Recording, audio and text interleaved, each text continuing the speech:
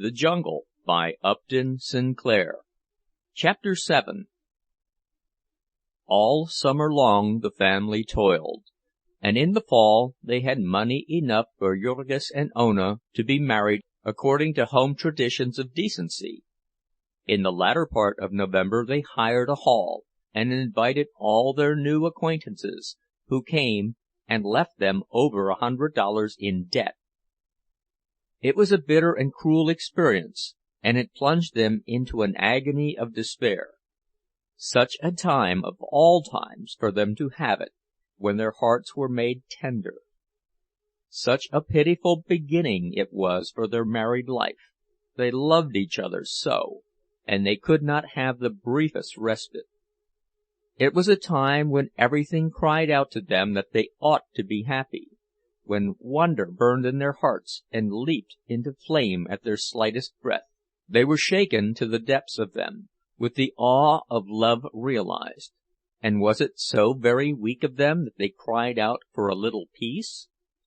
They had opened their hearts like flowers to the springtime, and the merciless winter had fallen upon them. They wondered if ever any love that had blossomed in the world had been so crushed and trampled. Over them, relentless and savage, there cracked the lash of want. The morning after the wedding it sought them as they slept, and drove them out before daybreak to work. Ona was scarcely able to stand with exhaustion, but if she were to lose her place they would be ruined, and she would surely lose it if she were not on time that day. They all had to go, even little Stanislovas, who was ill from overindulgence in sausages and sarsaparilla. All that day he stood at his lard machine, rocking unsteadily, his eyes closing in spite of him, and he all but lost his place even so, for the foreman booted him twice to waken him. It was fully a week before they were all normal again, and meantime, with whining children and cross adults, the house was not a pleasant place to live in. Jurgis lost his temper very little, however, all things considered. It was because of Ona. The least glance at her was always enough to make him control himself. She was so sensitive, she was not fitted for such a life as this, and 100 times a day, when he thought of her, he would clench his hands and fling himself again at the task before him. She was too good for him, he told himself, and he was afraid, because she was his. So long he had hungered to possess her, but now that the time had come he knew that he had not earned the right. That she trusted him so was all her own simple goodness, and no virtue of his. But he was resolved that she should never find this out, and so was always on the watch to see that he did not betray any of his ugly self. He would take care even in little matters, such as his manners, and his habit of swearing when things went wrong. The tears came so easily into Ona's eyes, and she would look at him so appealingly, that it kept Jurgis quite busy making resolutions, in addition to all the other things he had on his mind. It was true that more things were going on at this time in the mind of Jurgis than ever had in all his life before. He had to protect her, to do battle for her against the horror he saw about them. He was all that she had to look to, and if he failed she would be lost.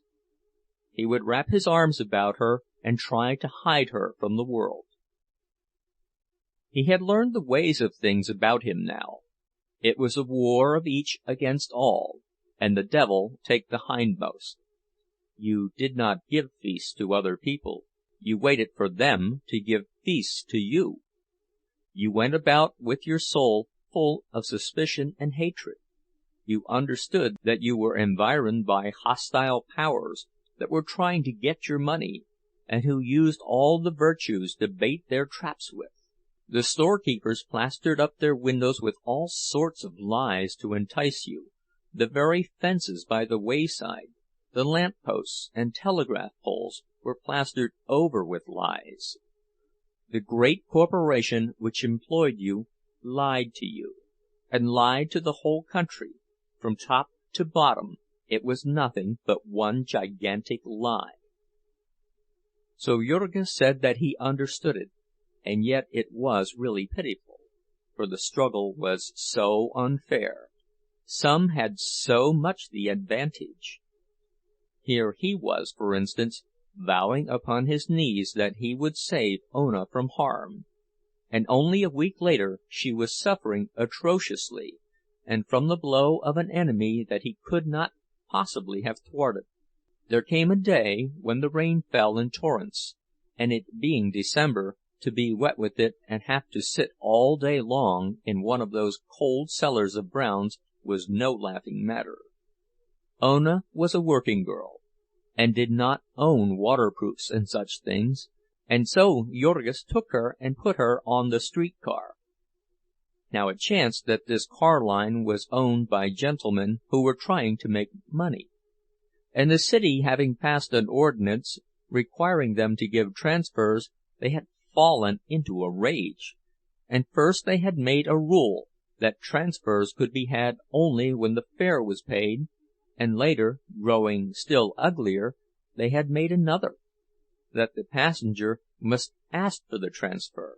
The conductor was not allowed to offer it. Now Ona had been told that she was to get a transfer, but it was not her way to speak up, and so she merely waited, following the conductor about with her eyes, wondering when he would think of her. When at last the time came for her to get out, she asked for the transfer, and was refused. Not knowing what to make of this, she began to argue with the conductor, in a language of which he did not understand a word. After warning her several times, he pulled the bell, and the car went on, at which Ona burst into tears. At the next corner she got out, of course, and as she had no more money, she had to walk the rest of the way to the yards in the pouring rain. And so all day long she sat shivering, and came home at night with her teeth chattering and pains in her head and back. For 2 weeks afterward she suffered cruelly, and yet every day she had to drag herself to her work. The forewoman was especially severe with Ona, because she believed that she was obstinate on account of having been refused a holiday the day after her wedding. Ona had an idea that her forelady did not like to have her girls marry, perhaps because she was old and ugly and unmarried herself. There were many such dangers, in which the odds were all against them. Their children were not as well as they had been at home, but how could they know that there was no sewer to their house, and that the drainage of 15 years was in a cesspool under it? How could they know that the pale blue milk that they bought around the corner was watered and doctored with formaldehyde besides? When the children were not well at home, Teta Elzbieta would gather herbs and cure them. Now she was obliged to go to the drug-store and buy extracts, and how was she to know that they were all adulterated? How could they find out that their tea and coffee, their sugar and flour had been doctored, that their canned peas had been colored with copper salts, and their fruit jams with aniline dyes?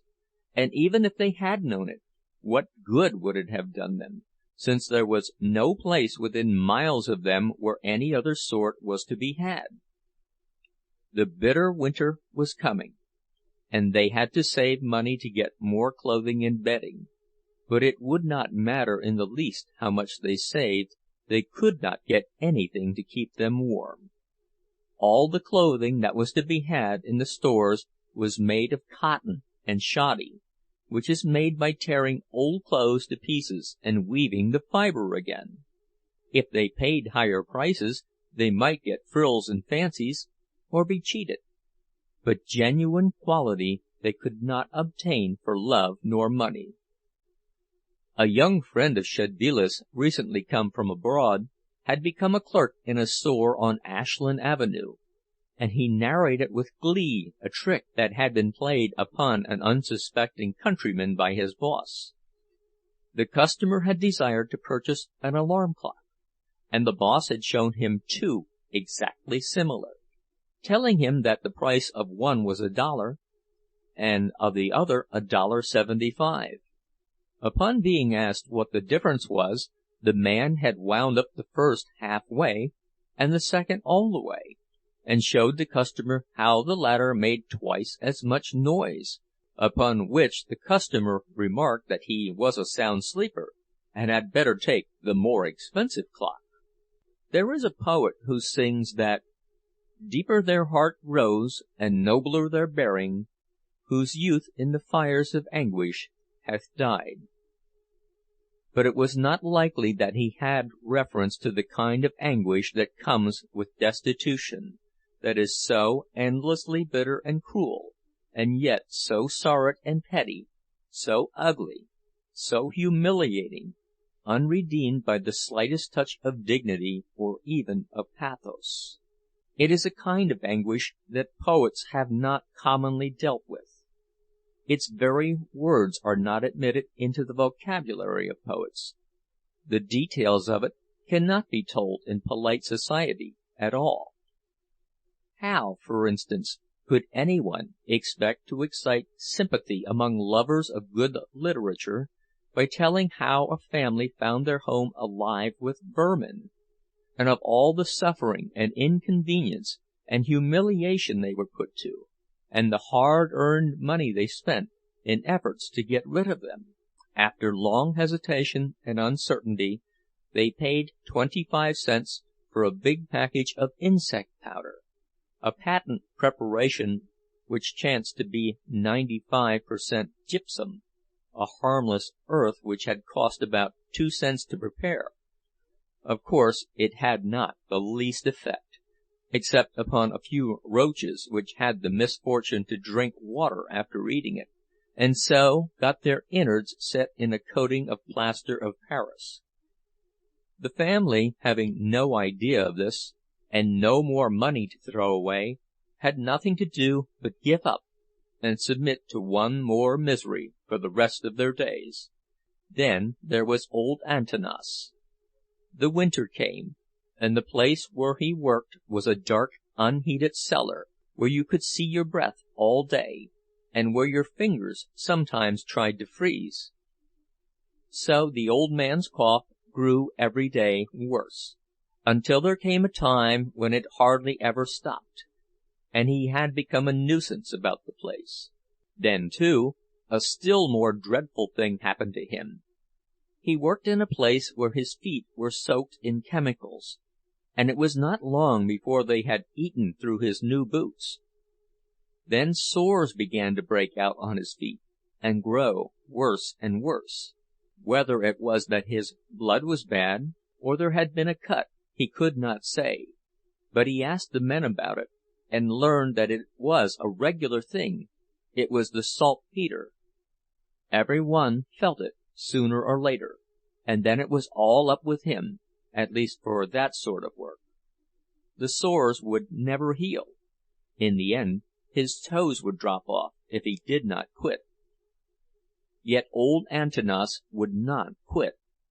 He saw the suffering of his family, and he remembered what it had cost him to get a job.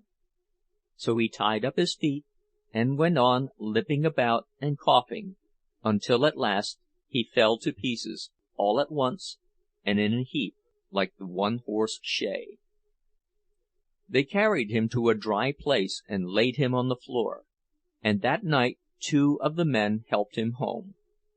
The poor old man was put to bed, and though he tried it every morning until the end, he never could get up again. He would lie there and cough, day and night, wasting away to a mere skeleton. There came a time when there was so little flesh on him that the bones began to poke through, which was a horrible thing to see or even to think of. And one night he had a coughing fit, and a little river of blood came out of his mouth. The family, wild with terror, sent for a doctor, and paid $50 to be told that there was nothing to be done. Mercifully, the doctor did not say this so that the old man could hear, for he was still clinging to the faith that tomorrow or next day he would be better, and could go back to his job. The company had sent word to him that they would keep it for him, or rather, Jurgis had bribed one of the men to come one Sunday afternoon and say they had. Dede Antanas continued to believe it, while 3 more hemorrhages came, and then at last, one morning, they found him stiff and cold. Things were not going well with them then, and though it nearly broke Teta Elzbieta's heart, they were forced to dispense with nearly all the decencies of a funeral. They had only a hearse and 1 hack for the women and children, and Jurgis, who was learning things fast, spent all Sunday making a bargain for these, and he made it in the presence of witnesses, so that when the man tried to charge him for all sorts of incidentals, he did not have to pay. For 25 years, old Antanas Jurgis and his son had dwelt in the forest together, and it was hard to part in this way. Perhaps it was just as well that Jurgis had to give all his attention to the task of having a funeral without being bankrupted, and so had no time to indulge in memories and grief.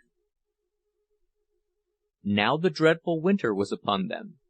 In the forests, all summer long, the branches of the trees do battle for light, and some of them lose and die. And then come the raging blasts, and the storms of snow and hail, and strew the ground with these weaker branches. Just so it was in Packingtown. The whole district braced itself for the struggle that was an agony, and those whose time had come died off in hordes. All the year round they had been serving as cogs in the great packing machine, and now was the time for the renovating of it, and the replacing of damaged parts. There came pneumonia and grippe, stalking among them, seeking for weakened constitutions. There was the annual harvest of those whom tuberculosis had been dragging down. There came cruel, cold, and biting winds, and blizzards of snow, all testing relentlessly for failing muscles and impoverished blood. Sooner or later came the day when the unfit one did not report for work, and then, with no time lost in waiting, and no inquiries or regrets, there was a chance for a new hand. The new hands were here by the thousands. All day long the gates of the packing houses were besieged by starving and penniless men. They came literally by the thousands every single morning, fighting with each other for a chance for life. Blizzards and cold made no difference to them. They were always on hand. They were on hand 2 hours before the sun rose, an hour before the work began. Sometimes their faces froze, sometimes their feet and their hands, sometimes they froze altogether, but still they came, for they had no other place to go.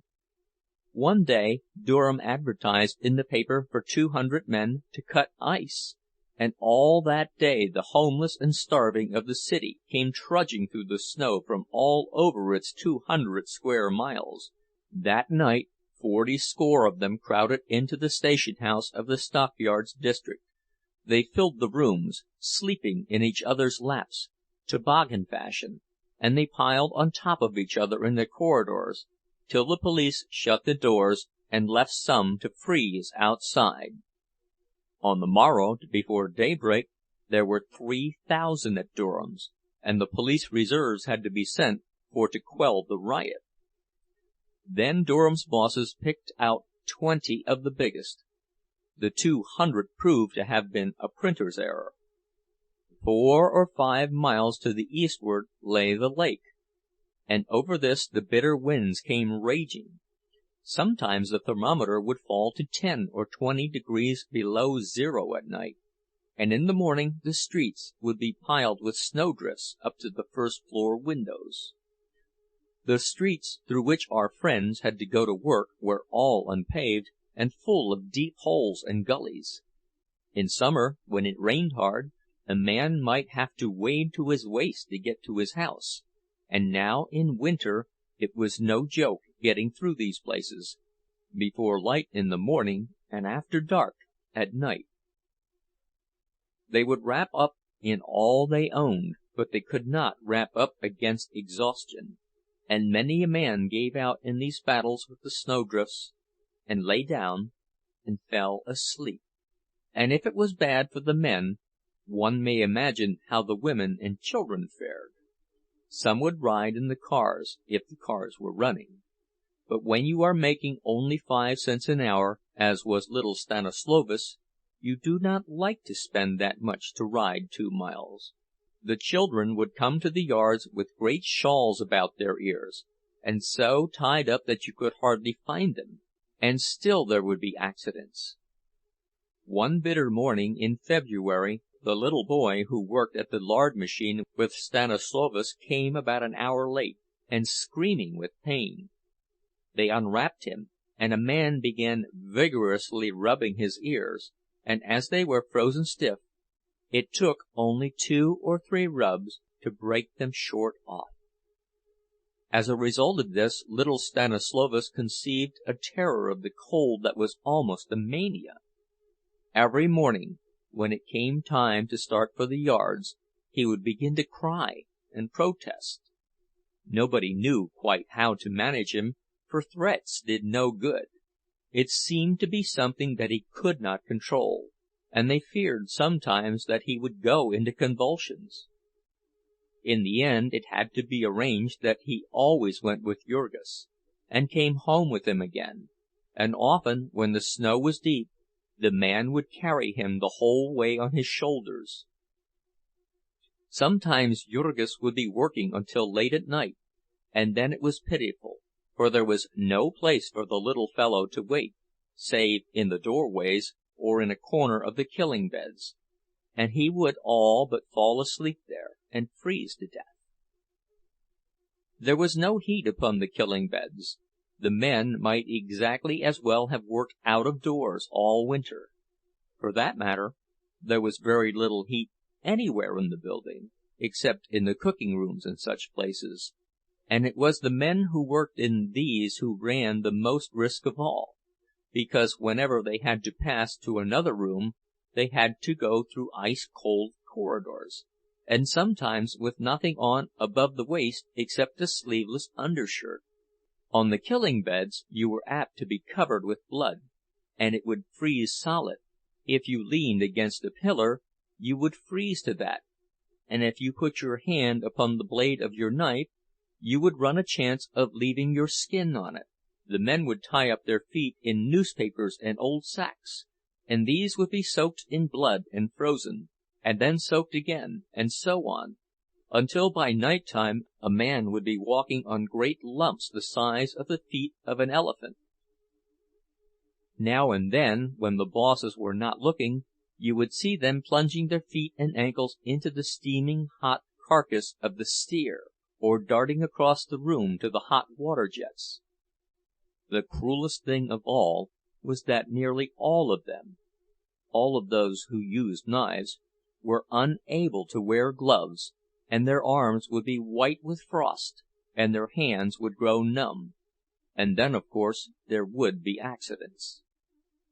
Also, the air would be full of steam from the hot water and the hot blood, so that you could not see 5 feet before you, and then, with men rushing about at the speed they kept up on the killing beds, and all with butcher knives, like razors in their hands, well, it was to be counted as a wonder that there were not more men slaughtered than cattle.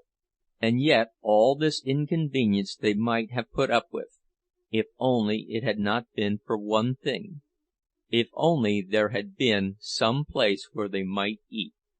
Jurgis had either to eat his dinner amid the stench in which he had worked, or else to rush, as did all his companions, to any one of the hundreds of liquor stores which stretched out their arms to him.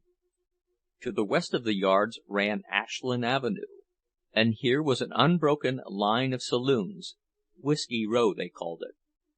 To the north was 47th Street, where there were half a dozen to the block, and at the angle of the two was Whiskey Point, a space of 15 or 20 acres, and containing one glue factory and about 200 saloons. One might walk among these and take his choice. Hot pea soup and boiled cabbage today, sauerkraut and hot frankfurters, walk in. Bean soup and stewed lamb, welcome. All of these things were printed in many languages, as were also the names of the resorts, which were infinite in their variety and appeal. There was the home circle and the cozy corner. There were firesides and hearthstones, and pleasure palaces and wonderlands, and dream castles and love's delights. Whatever else they were called, they were sure to be called Union Headquarters, and to hold out a welcome to working men. And there was always a warm stove and a chair near it, and some friends to laugh and talk with. There was only one condition attached: you must drink. If you went in not intending to drink, you would be put out in no time, and if you were slow about going, like as not, you would get your head split open with a beer bottle in the bargain. But all of the men understood the convention and drank. They believed that by it they were getting something for nothing, for they did not need to take more than one drink, and upon the strength of it they might fill themselves up with a good hot dinner. This did not always work out in practice, however, for there was pretty sure to be a friend who would treat you, and then you would have to treat him. Then someone else would come in, and anyhow a few drinks were good for a man who worked hard. As he went back he did not shiver so. He had more courage for his task. The deadly, brutalizing monotony of it did not afflict him so. He had ideas while he worked, and took a more cheerful view of his circumstances. On the way home, however, the shivering was apt to come on him again, and so he would have to stop once or twice to warm up against the cruel cold. As there were hot things to eat in this saloon, too, he might get home late to his supper, or he might not get home at all. And then his wife might set out to look for him, and she too would feel the cold, and perhaps she would have some of the children with her, and so a whole family would drift into drinking, as the current of a river drifts downstream. As if to complete the chain, the packers all paid their men in checks, refusing all requests to be paid in coin. And where in Packingtown could a man go to have his check cashed but to a saloon, where he could pay for the favor by spending a part of the money? From all of these things Jurgis was saved because of Ona. He never would take but the one drink at noontime, and so he got the reputation of being a surly fellow, and was not quite welcome at the saloons, and had to drift about from one to another. Then at night he would go straight home, helping Ona and Stanislovas, or often putting the former on a car, and when he got home perhaps he would have to trudge several blocks and come staggering back through the snowdrifts with a bag of coal upon his shoulder. Home was not a very attractive place, at least not this winter. They had only been able to buy one stove, and this was a small one, and proved not big enough to warm even the kitchen in the bitterest weather. This made it hard for Teta Elzbieta all day, and for the children who they could not get to school. At night they would sit huddled round this stove, while they ate their supper off their laps, and then Jurgis and Jonas would smoke a pipe, after which they would all crawl into their beds to get warm, after putting out the fire to save the coal. Then they would have some frightful experiences with the cold. They would sleep with all their clothes on, including their overcoats, and put over them all the bedding and spare clothing they owned. The children would sleep all crowded into one bed, and yet even so they could not keep warm. The outside ones would be shivering and sobbing, crawling over the others and trying to get down into the center and causing a fight. This old house with the leaky weatherboards was a very different thing from their cabins at home, with great thick walls plastered inside and outside with mud. And the cold which came upon them was a living thing, a demon presence in the room. They would waken in the midnight hours, when everything was black. Perhaps they would hear it yelling outside, or perhaps there would be death-like stillness, and that would be worse yet. They could feel the cold as it crept in through the cracks, reaching out for them with its icy, death-dealing fingers. And they would crouch and cower, and try to hide from it, all in vain. It would come, and it would come, a grisly thing, a specter born in the black caverns of terror, a power primeval, cosmic, shadowing the tortures of the lost souls flung out to chaos and destruction. It was cruel iron hard, and hour after hour they would cringe in its grasp, alone, alone. There would be no one to hear them if they cried out. There would be no help, no mercy. And so on until morning, when they would go out to another day of toil, a little weaker, a little nearer to the time when it would be their turn to be shaken from the tree. End of chapter 7. Recording by Tom Weiss.